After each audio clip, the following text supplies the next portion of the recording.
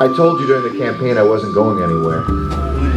That we set up headquarters here in South Los Angeles during the campaign, our #1 office, more volunteers than anywhere in the city. And I said, if I have the honor, the responsibility of being your next mayor, I will be here. And this is my covenant with you today. Not just for a press conference, not just for an event. Those are important.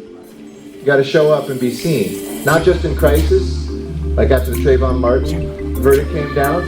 My first week, second week in, boom, we were here day after day after day, meeting with young people to show the positive face and vision of what this community needs. But a permanent presence is different than a momentary one. An office is different than a podium. And for me, that's what today is about, plain and simple. To let you know that I am your mayor. I'm excited to be your mayor. And what that means is that we will be present. And I love, a good thing that Pastor Sauls wasn't running for mayor, because I probably would have just supported him. But we will transform that desk into so much more along those lines. You just let me know, because there's some tough days ahead too. But the things that you have put up here, that want to see a community youth center, that grid is important because we can brag about it being the safest city, and thank you to our LAPD that it is statistically the safest that it has been in my lifetime. But we know there's pockets where it doesn't feel safe still.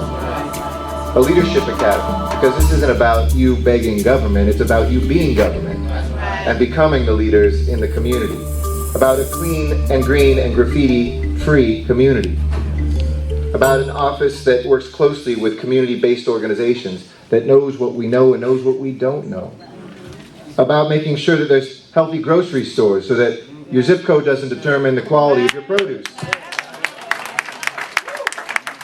That we have emergency and crisis housing for homeless youth so that nobody, and with all due respect to my great commissioner, it is not going to be an endless problem. And especially with this commissioner working on it as well, homelessness, we can solve chronic homelessness, youth homelessness, veterans homelessness in our time here in the city.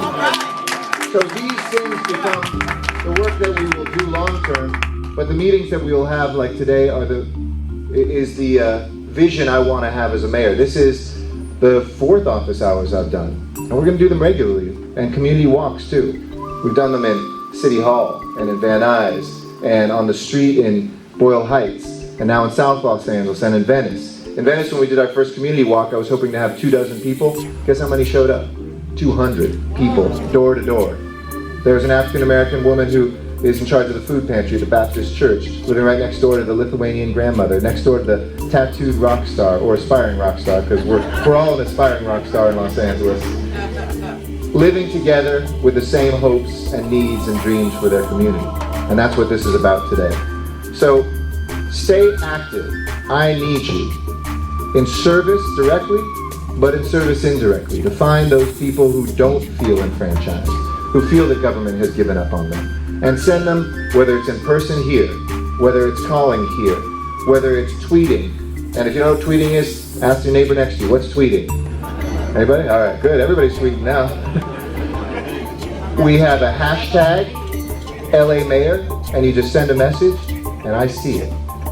If you go to our website, lamayor.org, you'll not only see places to get help, but you'll also see our performance tracked. We just launched that this week on my 100th day. That we're putting up there the statistics. Where we fall short, you will see it, and where we're doing well, you will see it, because that's what you deserve, full information, not just propaganda that everything's great.